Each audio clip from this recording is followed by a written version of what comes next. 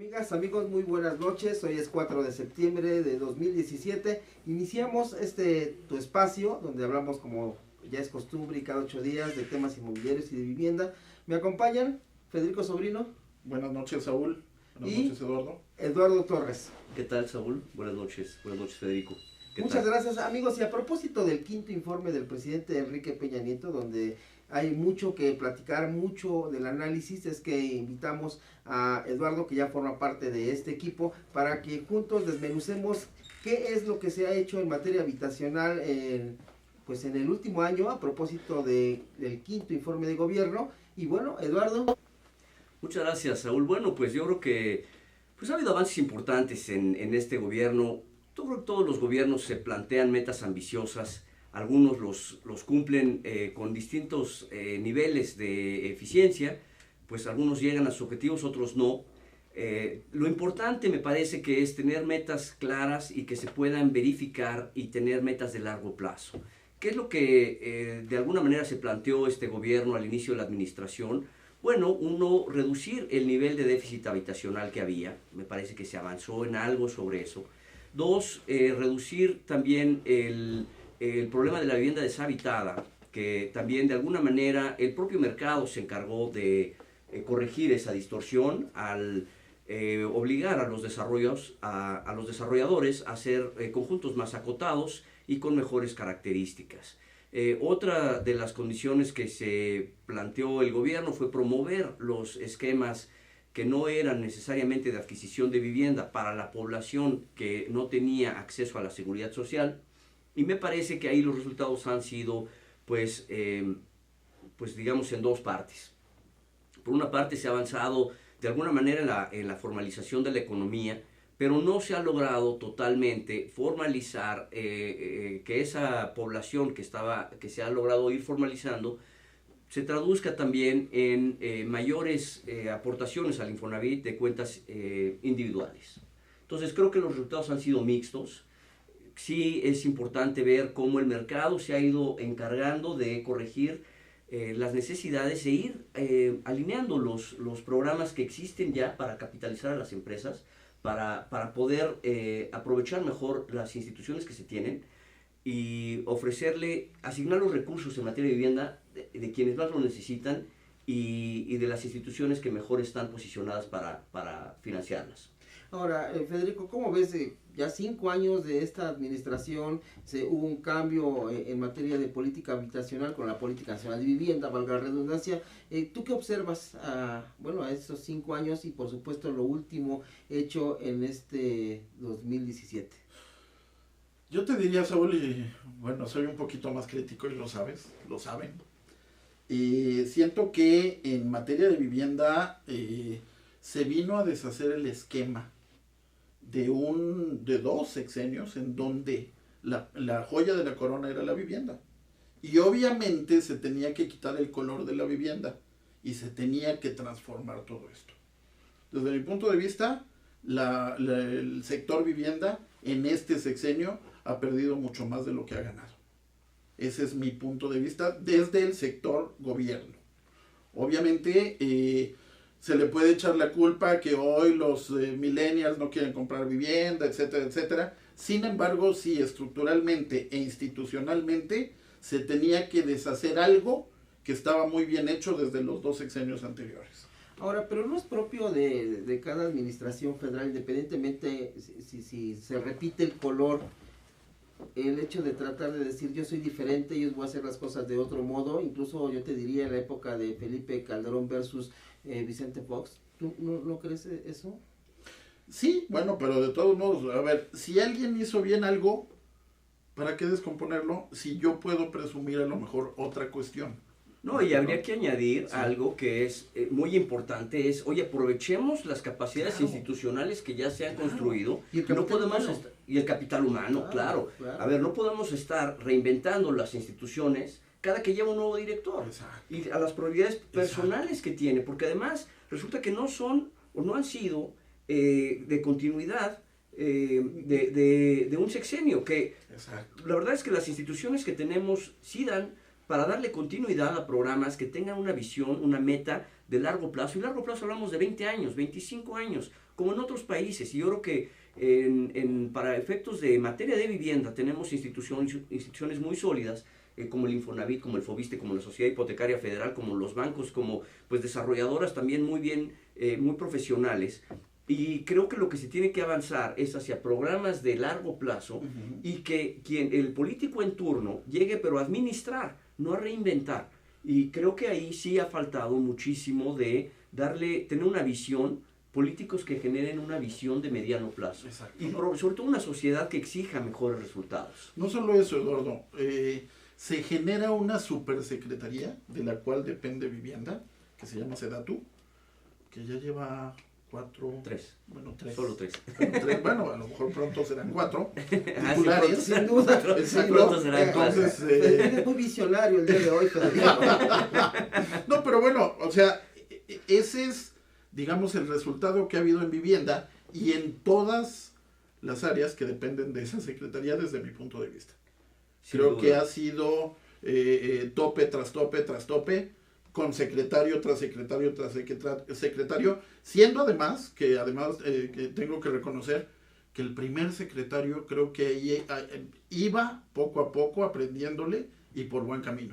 Sí. Pero los 2 siguientes secretarios creo que no han dado, digamos, los resultados necesarios para poder hablar de la vivienda como deberíamos estar hablando. Y te refieres concretamente a Jorge Carlos Ramírez Marín, ¿no? Exactamente. Jorge Carlos Ramírez Marín iba, desde mi punto de vista, por muy buen camino. Cuando viene ese cambio, que yo nunca entendí por qué ese cambio, es un cambio político, ¿no? Al final de cuentas, oye, pero sí estaba haciendo las cosas bien Jorge Carlos, sí. O a todos nos decía que sí. Yo considero que, a ver, acuérdate que en este país los secretarios tienen que aprender en donde llegan. Claro. Entonces, bueno, pero ese es Jorge Carlos Ramírez Marín, siento que aprendió rápido. Pero le puso mayor interés, ¿no? Como sí. Que al menos, más allá de que nos daba el sí o el no, si no se podía. Pero a ver, yo creo que también es importante tomar un poco en cuenta el contexto. Primero, sí. Es una secretaría nueva. Exacto. Es un arreglo institucional nuevo. Sí. Y hay que darle un cierto tiempo de maduración. Segundo, vino a ser un cambio importante en las reglas como se juega en esta industria, que por cierto tiene mucha intervención del gobierno. Sí. Yo creo que mal hecho, debería claro. Obedecer más a las fuerzas del mercado. Exacto. Como naturalmente funcionan los demás mercados. Pero el caso es que vino a establecer nuevas reglas buscando corregir algunos errores y excesos que se habían cometido en el pasado, que además muy necesario.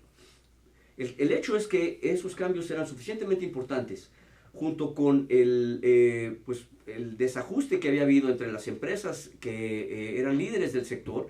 Ese ajuste era suficientemente importante para provocar un cisma en la industria y que hubiera nuevos jugadores y nuevas reglas del juego. Entonces creo que hay que ver un contexto muy amplio donde se dio este marco de política que no es fácil de consolidar.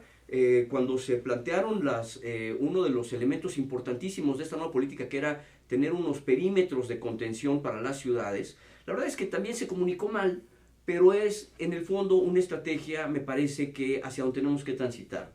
Poder planear el crecimiento y tener, bueno, esta es la zona donde queremos que crezca la ciudad en los próximos 10 años y esta otra es de ensanche donde queremos que crezca en los próximos 20 o 25 años. Bueno, pues digamos que alguien por ahí lo concibió de alguna manera, pero se vino a distorsionar un poco con el juego político de todos los días y también con esta falta de claridad y visión de la que, insisto, creo que tenemos que forzar un poco a que nuestros políticos sigan y nos den resultados y exijamos una rendición de cuentas más basados en una política de largo plazo, de 10 a 20 años, y que obligue a las instituciones a responder. Y que entonces hablemos de la institución y no hablemos del director de la institución. En Estados Unidos o en otros países hablamos de la Reserva Federal, del Buró de Estudios Económicos, hablamos de la institución y no del jefe de la institución. Aquí estamos todavía en época con un sentido de caudillismo que nos tenemos que quitar. Y no solo eso, Eduardo, yo te preguntaría, ¿ya aprendimos a pensar más allá de 6 años? Sí, es algo que tenemos que aprender también, a pensar más allá de 6 años. Yo creo que todavía no. Bueno, todo eso nos corresponde como sociedad a nosotros. Eduardo, sí, me autocorrijo. Sí aprendimos ya a pensar más allá de 6 años. echándole la culpa al gobierno anterior. Que Claro. todavía hoy funcionarios públicos le siguen echando la culpa al sexenio anterior en varios temas. Sí, sin Eso duda. no es posible en el 5º año de gobierno. Desde luego. Sí, sobre todo donde ves que además se siguen repitiendo en muchos casos los mismos errores del pasado, que se ha avanzado muchísimo, como bien dice Eduardo. Y uno de los logros que desde mi punto de vista han logrado consolidarse es de que al menos hoy a nivel de comisiones, más allá de si es un asunto parlamentario, bueno, hoy por ejemplo en el Congreso ya se reúne la Comisión de Vivienda y la Comisión de Desarrollo Urbano y trabajan juntas. Hace algunos años no se veía eso. Es más, Claro. ni se conocían. ¿Trabajan juntas? ¿Juntas? ¿Trabajan? Sí. Sí. Sí, Pregunto, claro. digo, no sé. Federico, sí están trabajando. Sí, claro que están trabajando. Bueno, si tú lo dices así ha de ser, pero yo es más, no- hay que invitarlos yo no veo para que nos resultados. digan en qué están trabajando, pero yo confío en Yo- que nuestros legisladores están A trabajando. ver, me acabo de enterar, por ejemplo, que la presidenta de la Comisión de Vivienda del Senado es la nueva secretaria de Salud del Estado de México, la expresidenta. Dices, a ver, Bueno, a ver, pero la senadora, la senadora, porque senadora con licencia, Marilena Barrera, bueno, es médico de profesión. lo entiendo Y ha estado perfectamente. en temas ¿qué de hacía en salud vivienda? pública desde hace Estoy mucho. totalmente de Claro, acuerdo. el político, bueno, cambia de cachucha un poco. Y yo un no, poco pero iría más allá. ¿Qué resultados se dieron durante su presidencia en materia de vivienda en el Senado?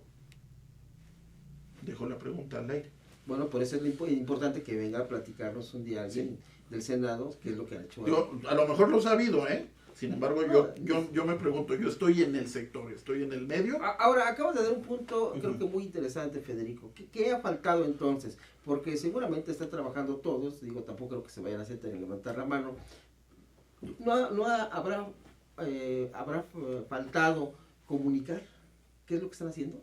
Sin duda, yo creo que eso es algo muy importante. Yo creo que sí ha habido trabajo legislativo Seguro. y en coordinación, algo que no se veía con el gobierno federal y con los organismos encargados de los programas de vivienda. Miren, hace apenas unos 4 o 5 años era muy complicado sentar a la misma mesa al Infonavit con la Sociedad Hipotecaria Federal. Era increíble.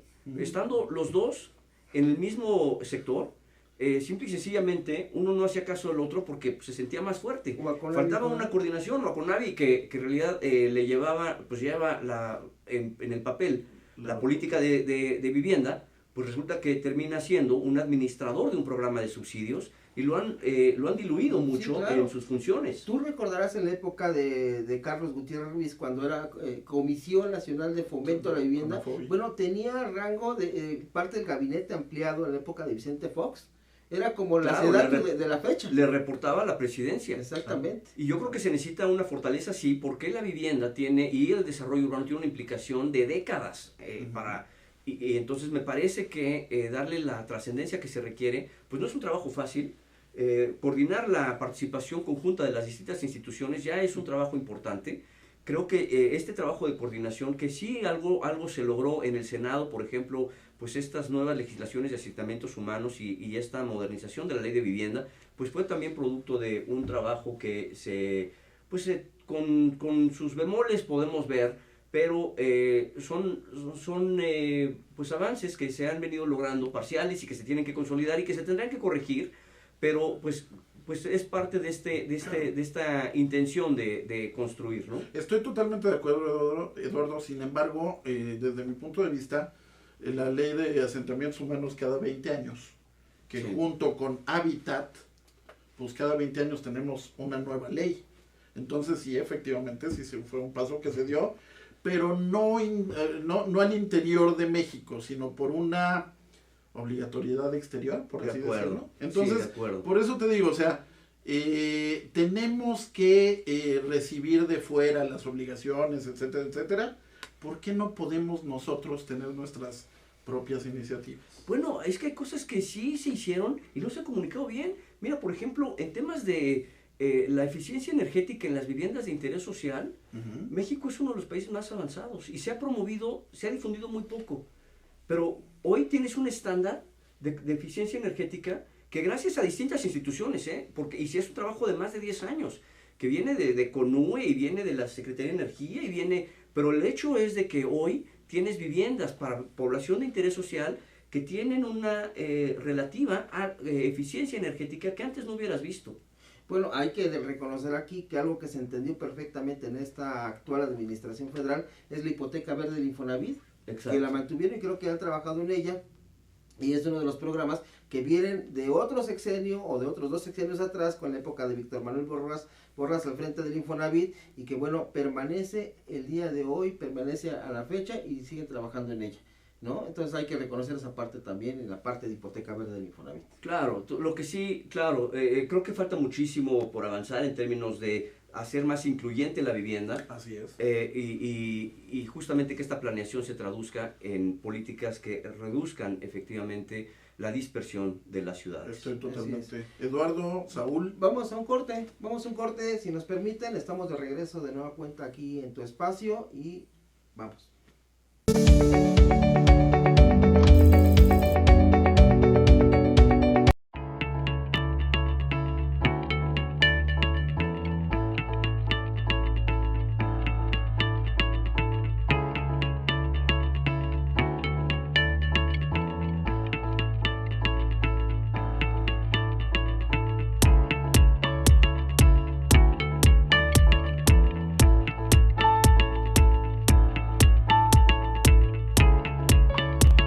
Estamos seguros que construyendo a través de la gente podremos trabajar y sobre todo contribuir en los resultados de su negocio.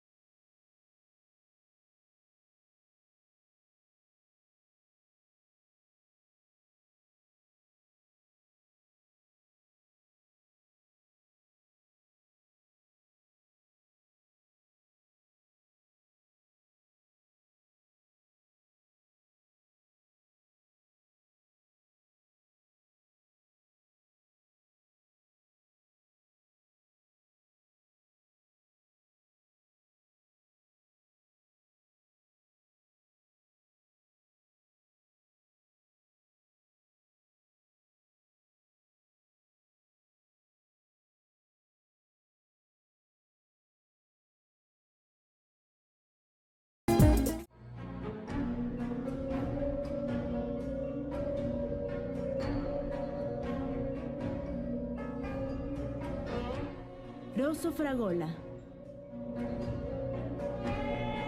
Arte en fresa que seduce tus sentidos.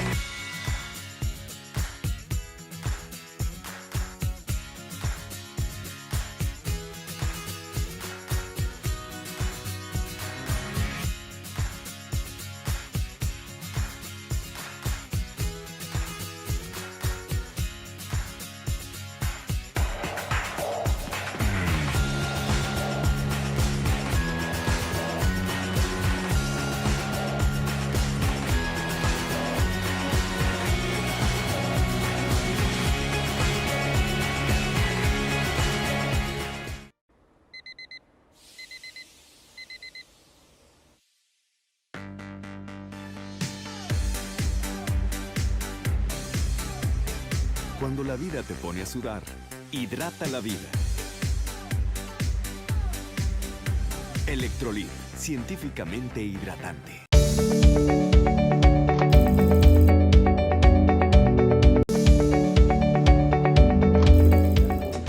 Monteverde. Amigos, estamos de regreso ya de nueva cuenta aquí en tu espacio y seguimos con Eduardo Torres con este rico análisis sobre el quinto informe de gobierno y también sobre lo que se ha hecho, qué se ha hecho bien, qué no se ha hecho, qué falta por hacer dentro de la administración del presidente Enrique Peña Nieto, y de manera conjunta, bueno, pues también Eduardo nos presenta un análisis que han realizado en la empresa que él dirige, AI 360, y de la cual nos va a desmenuzar los puntos más interesantes sobre esta industria, sobre este sector inmobiliario, aquí en tu espacio. A ver, Eduardo. Muchas gracias.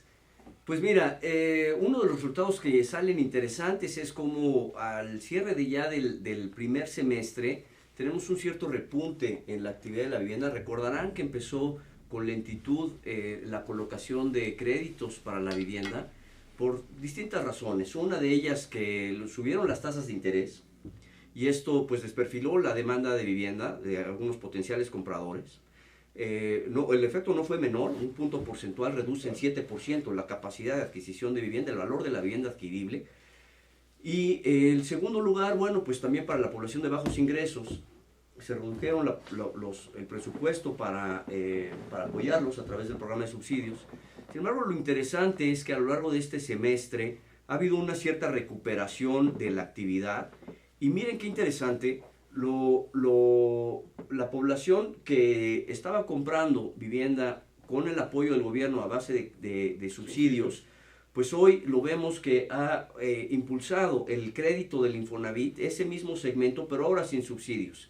¿Y eso qué quiere decir? Que algunos de quienes estaban recibiendo apoyos para la vivienda, pues finalmente la realidad está demostrando que quizás no necesitaban tanto, porque hoy está creciendo el crédito del Infonavit justamente en el segmento de población que antes recibía subsidios. Miren, se discutía también en este año, el Infonavit salió con un anuncio que iba a subir el monto de crédito de 860,000 hasta 1,600,000 pesos más o menos. Y entonces, pues, la duda era qué iba a pasar con los cofinanciamientos, porque justamente en ese tramo de los 900 al 1,5 millones es donde entraba el complemento de los bancos en este programa de financiamiento doble que se llama cofinanciamiento. Pues bueno, resultó que a 3 años de haberse implementado esta medida, lo que se puede ver es que el crédito del Infonavit sí ha subido, pero no en ese segmento. Ha subido en el segmento de 400,000 pesos que la banca no atendía. Y ha subido justamente en línea con esta disminución en el presupuesto de subsidios. Entonces, lo que te dice es que, y la banca por su parte también ha seguido creciendo en segmentos del 1,5 millones, pero sobre todo en segmentos de arriba de 2 millones de pesos. Lo cual tiene también sus explicaciones, pero es interesante ver cómo el miedo que se tenía, el temor que había de que el Infonavit desplazara a la banca en estos créditos, finalmente no se está materializando. Está creciendo en el segmento que la banca propiamente no atiende. Entonces, interesante el dato, digo, yo desconocía y sabía que los créditos del Infonavit se estaban colocando, digamos, por lo menos, bueno, y es un hecho en Ciudad de México, en el segmento alto, en el segmento, digamos, de arriba del 1,000,000, etcétera, etcétera. Obviamente en Ciudad de México me queda claro que no hay, digamos, Ciudad de México, territorio, no hay este tipo de vivienda. Sin embargo, derechohabientes de Ciudad de México adquieren en el Estado de México, que siempre es un dato que a mí siempre me ha llamado la atención, el 75% por lo menos, y ahorita yo creo que ya creció, de los derechohabientes de la Ciudad de México adquieren en el Estado de México. Sin duda, es muy interesante ver cómo aquí en la Ciudad de México se genera 1 de cada 5 empleos formales en el país, pero para créditos de Infonavit en la Ciudad de México hay cerca de 1,000 o no llega a 2,000 el número de créditos, de un total de 350,000 que hace el Infonavit cada año. Pero hay una cuestión, y perdón, te comento, Eduardo, que también es un fenómeno que a mí me ha llamado la atención. He tenido la oportunidad de ser consejero de Infonavit desde hace casi 15 años. Recién nacido era yo, pero no, pero cuando yo entré era la delegación ni siquiera la delegación, dependía directamente de la Dirección General y era la coordinación del Distrito Federal. En aquel entonces se daban aproximadamente 25,000 créditos para el Distrito Federal, hoy Ciudad de México. De repente se junta la delegación metropolitana del Valle de México, en donde hoy somos, de ser 16 delegaciones, hoy somos 59 municipios más 16 delegaciones. Claro. Y se dan 30,000 créditos. Mira. Entonces, dices, bueno, ¿ese qué problema es? Estamos creciendo la ciudad horizontalmente hacia 59 municipios, lo que antes eran 16 delegaciones. Creo que es un problema grave, no sé tu opinión. Pues yo lo veo más en el sentido de que el precio del suelo se ha encarecido tanto en la Ciudad de México que no hay condiciones para ofrecer vivienda a los trabajadores que realmente hacen el grueso de la población que requiere una vivienda y que cotiza el Infonavit y que no tiene la alternativa de ir con un banco para resolver su problema de vivienda. Porque la gente que sí lo tiene, pues al final puede ir a un banco y comprar una vivienda nueva o una usada y los bancos lo atienden. Pero la gente que está en el Infonavit, pues finalmente tiene un límite de ingresos o de capacidad de acceder al sistema financiero. Es que ahí está el problema. A ver, el mercado se tiene que acomodar a las condiciones o las condiciones al mercado. Y te voy a decir, a mí me llama mucho la atención cuando se habla de los millennials. Y se dice es que los millennials no quieren comprar casa. Y yo estoy convencido de que lejos de que no quieran, es que no pueden. ¿Por qué? Porque no hay créditos para los millennials. Entonces, ese es un problema. Tú a un joven le dices, oye, tú puedes tener un patrimonio que lo puedes rentar y que incluso esa renta te puede ayudar a viajar o a lo que quieras. Y te dice que sí. Pero te dice, bueno, ¿y dónde? ¿Me explicó? Bueno, Federico, pero es que no todos los jóvenes de esa edad quieren viajar, hay algunos que tienen responsabilidades, pero bueno, ya platicaremos de ese tema. ¿Qué más encontramos en el estudio? Déjame, porque el tema es muy importante y porque acabo de hacer un estudio sobre eso, les voy a platicar sobre los millennials. Fíjense que lejos de no querer vivienda, resulta que los millennials compran, el grupo de edad que hoy tiene entre 20 y 35 años, que serían los millennials, porque son la generación nacida entre 1980 y 1995, bueno, tienen entre 22 y 37 años el día de hoy.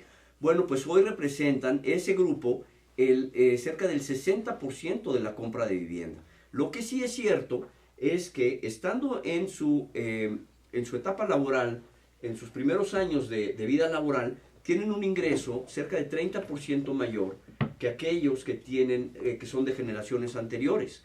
Entonces, pues no puedes comparar el ingreso de una persona de 30, 32 años que va por su primera vivienda al de una persona de 38, 40 años que se ha consolidado mejor en su empleo y en su carrera de vida. Entonces, es importante ver que, pues sí quieren una vivienda, pero es una vivienda más ajustada a sus necesidades. Exacto. Seguimos con el análisis del informe. Con el estudio. Bueno, ahora sí les sigo platicando del estudio que sacamos. Bueno, pero si nos permiten, hay que organizar algo sobre Milenio en el tema. Además, seguro. Y tú vas a estar, Eduardo. Encantado de acompañarlos. Como millennial. Seguro que soy millennial. ¿Qué más dice el estudio de AI 360? Pues mira, lo que dice es que hay cierta demanda que le ha dado un soporte al mercado. El impacto que tuvo el aumento en las tasas de interés al inicio del año, pues fue significativo en cierto segmento del mercado, entre la población que estaba en la frontera entre que podía adquirir vivienda y no, pero hay un segmento que tiene ingresos solventes y que ha venido creciendo de manera importante. Cuando ves con dónde ha crecido la colocación del crédito de la banca, ha crecido justamente en el segmento de arriba de 2 millones de pesos.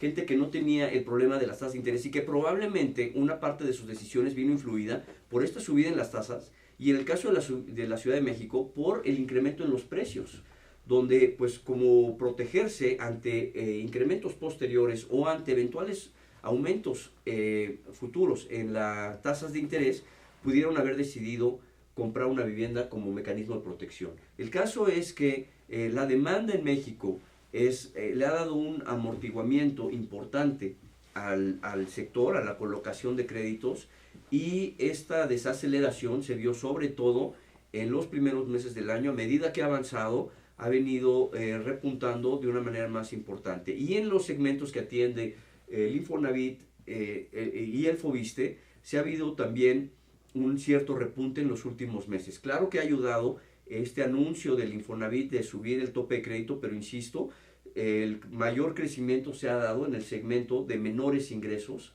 que ha venido a compensar de alguna manera lo que se venía ejerciendo a través de subsidios, ¿no? Lo cual nos lleva a la reflexión de que los recursos públicos que se han destinado a ese fin podrían tener una reconversión en los próximos años o una reestructura en los programas de apoyo para que realmente lleguen a la población que en verdad lo necesita. A ver, Eduardo, si alguien no está de acuerdo conmigo, lo invito de verdad a que entre en un debate personal conmigo, pero mi comentario va en el sentido de que después del 15 de septiembre prácticamente ya se nos fue el año. Por eso te quiero preguntar, ¿cómo ves esta última recta de 2017 en materia habitacional? Pues mira, creo que la inercia de las instituciones pues apunta a que va a crecer el crédito en la segunda mitad del año. Todavía cuando vemos los números primer semestre contra primer semestre de 2017 contra 2016, pues vemos que todavía estamos ligeramente por debajo, pero viniendo de niveles pues realmente bajos. Entonces ha venido creciendo el crédito en los últimos meses y me parece que en la segunda mitad del año va a haber mejores condiciones para un crecimiento, tanto por la parte de la colocación, como algo muy importante, mayor confianza de los desarrolladores para que haya más construcción en la última parte del año y que veamos mayor oferta de vivienda en el 2018. Hoy vemos que en este primer semestre se han venido desahogando inventarios, pero el inicio de proyectos, la inscripción al registro único de vivienda, las viviendas terminadas siguen a la baja, por una expectativa de que había un inventario acumulado y de que había incertidumbre sobre las viviendas que ya estaban construidas y que posiblemente no tendrían salida porque se agotaron los recursos o había menos recursos en materia de subsidios. Me parece que esa duda se empieza a despejar cuando estas viviendas se colocan con crédito, cuando el programa de financiamiento finalmente de la CONAVI va avanzando, y creo que hay condiciones de mayor certidumbre hacia adelante, tanto de que las tasas ya han llegado a su límite, ya no seguirán subiendo, como de que el mercado va a permitir un mayor dinamismo para que la colocación del crédito. Certidumbre, mayor dinamismo, crecimiento, demanda, pero el próximo año también son de elecciones. Entonces, ¿qué tanto puede frenar todo ese entusiasmo que venimos en este momento levantando? Es que, Saúl, y perdón, Eduardo, si me permites, yo discrepo de lo que dices. Precisamente. No comenté, solo pregunté. Bueno, de lo que preguntaste. Lejos de lo que tú dices, a partir del 15 de septiembre, y tal vez unos meses después, digamos, tiene que entrar dinero a la economía. Así estamos mal acostumbrados o acostumbrados. En el momento que va a haber elecciones, obviamente la economía empieza a moverse. Entonces, lejos de que acabe el año el 15 de septiembre, yo diría empieza. Porque vamos a elecciones. Si uno ve años electorales, pues claramente hay un mayor ejercicio de recursos, sobre todo en gasto corriente. Sí. Híjole, pues ni modo, es una realidad, y me parece que sí vamos a ver un cierto repunte en el gasto público. Sí. Creo que se va a traducir también a los programas de apoyo a la vivienda. Creo que pensando hacia adelante, bueno, pues habrá mecanismos que se irán corrigiendo y se irán mejorando para hacerlo más eficiente esta asignación de recursos, pero sí me parece que podemos esperar que para el próximo año tengamos un mayor dinamismo, en parte impulsado por el sector público. A ver, ¿por qué les comento esto? Yo recuerdo hace algún tiempo, cuando siendo director de la Comisión Nacional de Vivienda, a Ariel Cano, él decía en alguna ocasión que se habían detenido pues el tema de la vivienda en algunos estados del país por dos elementos. Uno, por elecciones, que si no me recuerdo, en aquel entonces habían elecciones en Puebla, en Veracruz y en algunos otros estados por ahí. Y el otro por el tema del fútbol, creo que fue en Sudáfrica, ya me recordarán el año. Y 2002. Y el próximo año son dos coincidencias de igual manera, pero en esta ocasión a nivel federal. Uno el tema de las elecciones y otro el tema de fútbol, que querramos o no, incluso hasta los programas sociales se detienen. Sí, Saúl, pero yo te diría en contra de eso, que la vivienda es uno de los sectores que más votos da. Que no debería, porque sí. la vivienda No debería, no, a debería ver, tener color. yo no estoy De diciendo si acuerdo. debería o no. De acuerdo. Pero, Sí. Pues sí. Ahora, lo que sí es cierto es que algo que influye mucho en las decisiones de compras, al final el ingreso de las familias. Y ese ingreso y la capacidad de compra viene determinado en buena medida por las tasas de interés. En la medida en que las tasas haya expectativas de que las tasas de interés ya no van a crecer tanto, ya llegaron a su límite, como parece ser el caso, las tasas de largo plazo parece que se estabilizan, las tasas de corto plazo, bueno, dependen de la inflación, pero al final los créditos hipotecarios no vienen ligados a las de corto, sino a las de largo plazo. Entonces pareciera que hay una expectativa de que las tasas han llegado a su límite, y eso me parece que ayuda a que los bancos generen mayor promoción de sus productos hipotecarios. Pues Eduardo, nos ha dado mucho gusto que nos acompañes el día de hoy. Siempre un gusto. Muchísimas Porque gracias, el tema Eduardo. da para mucho. mucho. Seguro. Exacto. Y como Yo bien- encantado de Bien acompañarlos. se apunta en este sector, hay una frase que dice, este es el mejor día para comprar una casa, ¿no? Entonces es el momento Bueno, que tú este no, decides. que sea mañana porque ahorita ya no hay venta de No, casa. pero puedes Exacto. transmitir por internet, eso es lo de menos, Federico. Eduardo, muchísimas gracias. Saúl, Federico, muchas gracias. Eduardo, Gracias Esperamos gracias por tenerte invitarme. pronto por aquí para hablar sobre ese tema de los milenios. Seguro, encantadísimo. Gracias. Muchísimas gracias. Gracias. Vamos a un corte, no se vayan porque está con nosotros un experto en muebles para casas no tan grandes, domótica. ¿Qué es la domótica? Esto que se ajusta a la vivienda de acuerdo a sus necesidades con temas así como del futuro. No se vayan, estamos de regreso. Volvemos.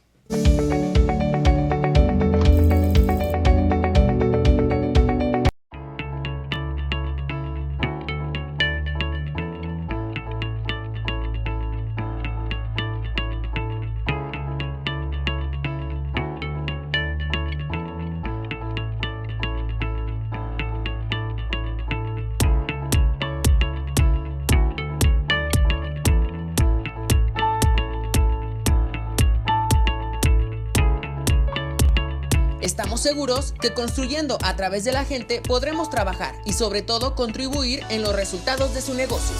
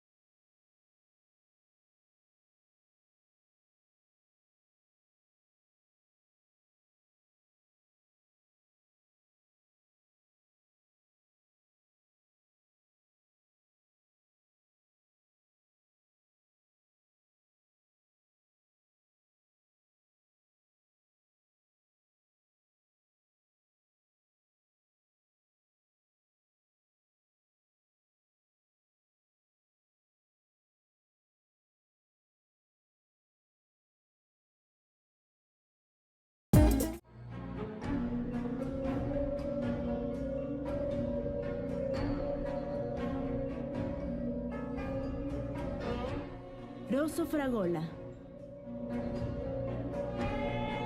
Arte en fresa que seduce tus sentidos.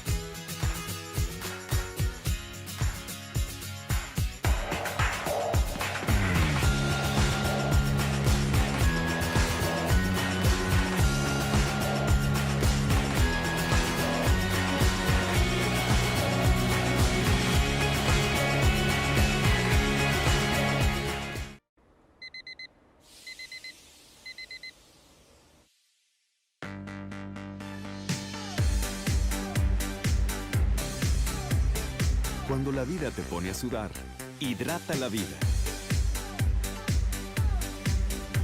Electrolit, científicamente hidratante.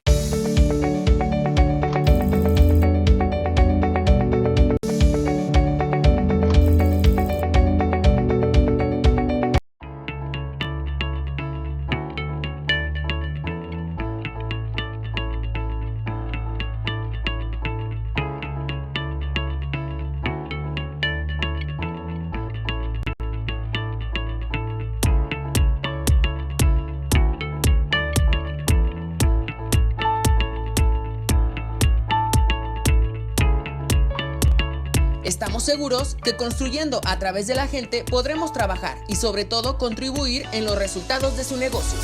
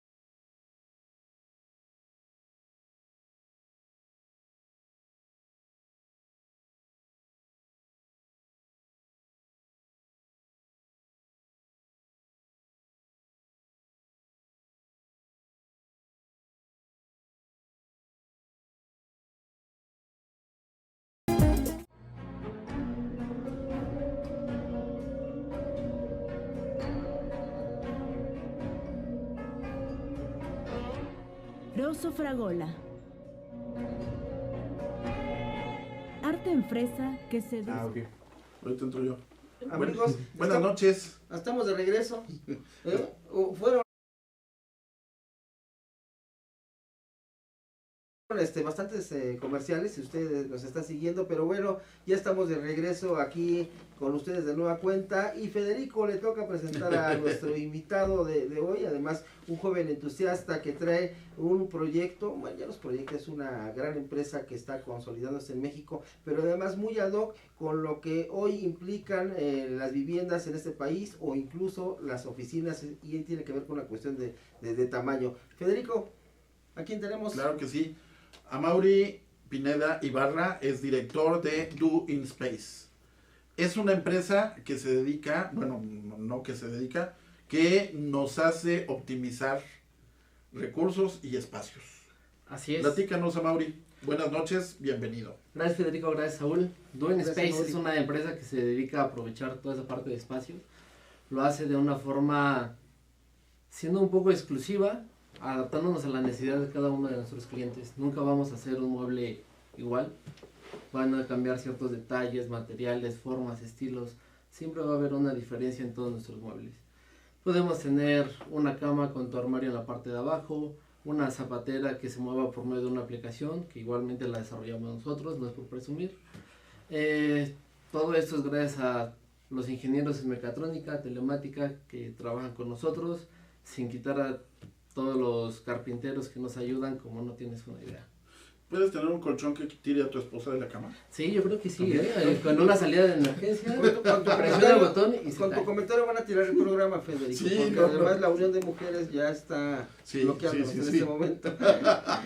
Oye, Mauri, a ver, déjame entender, lo que tú nos estás diciendo es un tema así como los supersónicos, donde la cama de repente estaba en la pared y de repente aparece. ¿Tiene que ver algo así? Algo así. Podemos tener, no sé, un librero. Están tus libros colocados, llega la visita, no tienes donde se pueda acostar. Sacas, bajas tu librero y tienes una cama. El problema es luego recoger los libros, ¿no? No. Ah. Se puede hacer toda la adaptación para que Sí. haga un movimiento y no tengas ninguno de esos interesante. problemas. Y eso Sí. es eficientar espacios, ¿no? Claro. Y como les comentaba hace un momento antes de llegar aquí con Amaury, esto tiene que ver con domótica. Se preguntará usted qué es esto. Tiene que ver con la automatización de una vivienda, del espacio donde usted va a habitar, y todo desde el punto de vista tecnológico. Esto quiere decir que puede ambientar usted su vivienda o su espacio con sistemas electrónicos que le van a permitir hacer la vida más agradable en todos los sentidos. ¿No es así? Así es, tenemos una contramarca que se llama Duin. Duin se encarga exactamente de lo que comenta Saúl, que es la automatización de espacios, hacerte todo muy cómodo, ¿no? Por ejemplo, lo platicaba hace rato, para la gente que tiene Airbnb o renta sus propiedades dentro de Airbnb, normalmente te dejan la llave abajo de la piedra o te la dejan en el buzón. Podríamos evitar todo este tipo de cosas por medio de un sistema automatizado, ¿no? Donde tú vas a llegar, te dan una contraseña, metes la contraseña, ingresas al departamento o a la casa, ¿no? Claro. Y el personal puede ver, o el dueño, mejor dicho, puede ver por medio de sus cámaras, si ya llegaste, no llegaste, cómo te has comportado, etcétera, etcétera, ¿no? En el caso de que te sales y ya tienen un nuevo inquilino, la contraseña la cambian de vía remota y tan se acabó, ¿no? Entonces se puede tener todo ese tipo de seguridad, también ahorro de energía o confort. A lo mejor te gusta llegar a tu casa y sentir tu casa, no sé, a 17 grados, 15 grados porque te gusta algo fresco. Programa la hora a la que vas a llegar y tu casa va a estar a clima. O un punto más, perdóname, adelante. La parte de seguridad siempre es importante, ¿no? Muchas veces hay personas que salen de viaje y dejan la casa con todas las luces prendidas durante el día, ¿no? En este caso en domótica, lo que ayuda es a generar escenas que se prendan a ciertas horas. Y obviamente tus vecinos en ningún momento se darán cuenta que no estás. Entonces, ahora, lo que ustedes están haciendo era lo que para muchos seguramente en los años 60, 70 soñaban, imaginaban. Ustedes lo están haciendo realidad. Así es. Sí, lo hemos desarrollado durante 5 años. Este año cumplimos 5 años desarrollando la implementación y también desarrollos propios en cuestión de electrónica. Por ejemplo, la zapatera que les comentaba con la aplicación. Es una zapatera que la hicimos en poco espacio de 90 centímetros por 2 metros de alto. Caben 60 zapatos, 60 pares de zapatos, y se controla por medio de una aplicación. Seleccionas el zapato que tú quieres, el sistema automatizado gira y te prende unas luces para indicarte dónde está ¿no? Al igual, ahorita lo que decías de los departamentos, de las casas muy pequeñas. Es lo que iba a comentar antes de entrar al programa. Comentábamos a Mauri y yo sobre que cada día se reducen los espacios y que precisamente, a lo mejor el tema de los millennials, en donde hoy quieren comprar, pero no pueden comprar porque no les alcanza para un crédito. Si nosotros reducimos el espacio, pues obviamente se va a reducir el precio, pero también se va a reducir todo. Y optimizando los espacios, que es lo que comentaba Mauri, puede ser una solución, pues no a futuro. Ya se está viviendo. Ahora viene la Mauri. Esto es, siempre he dicho que mucho, poco, caro, barato, es tan subjetivo, pero en costos, ¿qué es caro o barato para una persona promedio en este país? Para una persona promedio sí te mentiría que es barato, sí es un poco caro todo ese tipo de cosas, pero la comodidad que te genera no es comparable al precio que estás pagando, ¿no? Por ejemplo, hablemos de un departamento pequeño, de 50 metros cuadrados, un poco menos.